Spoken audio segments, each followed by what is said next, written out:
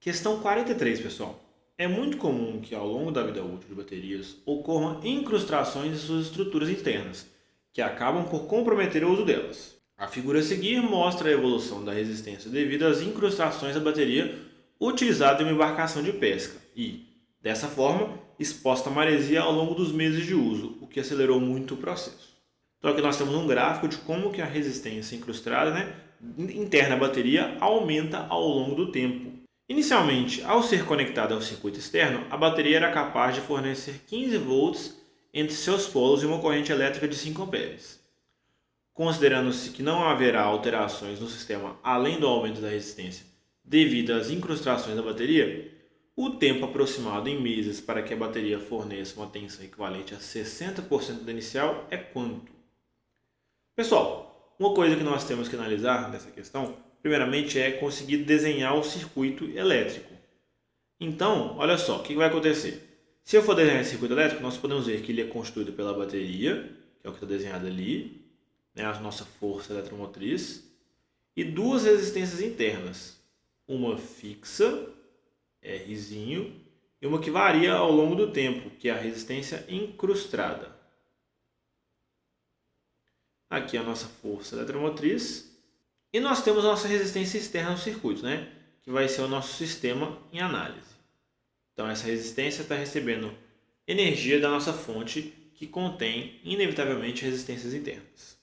Essa vai ser a nossa resistência R. Bom, a primeira coisa que nós temos que fazer é analisar quanto que vale a resistência interna.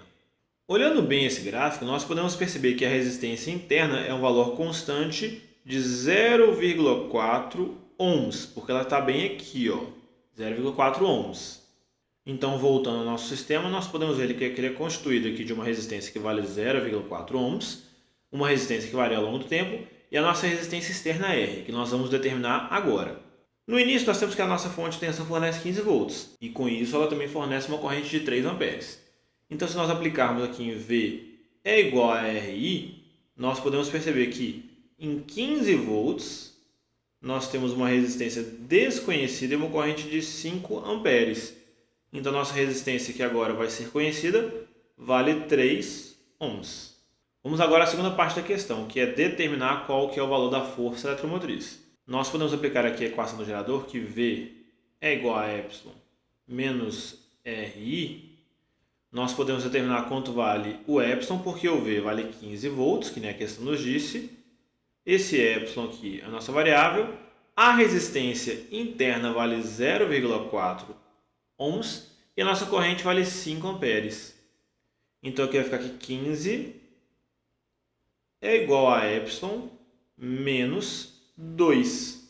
Então E, pessoal, passando 2 para lá somando, vai dar 17 volts. Então agora vamos utilizar outra informação dada pela questão. Ela nos diz que depois de algum tempo, a tensão fornecida para o circuito externo cai para 60% do valor original. Então vamos calcular aqui quanto que é 60% de 15. 60% é a mesma coisa que multiplicar por 0,6. Então 0,6 vezes 15 vai ser igual a 9 volts. E esse é o valor de tensão que está sendo fornecido pelo nosso resistor externo de 3 ohms. E isso nos permite calcular qual que é a corrente que passa por ele. Eu sei que 9 é igual a 3 vezes I, então o I vale 3 amperes. Então depois de um tempo a corrente cai para 3 amperes. E essa corrente cai justamente porque a resistência interna foi aumentando pela resistência incrustada. E novamente nós vamos aplicar a equação do gerador, pessoal? Com a nova tensão, que agora é de 9 volts, a força eletromotriz continua sendo 17, menos quem constitui a nossa resistência interna? Vai ser o Rzinho, que é constante, mais a resistência incrustada, que isso multiplicado por 3 nos fornece a nossa equação.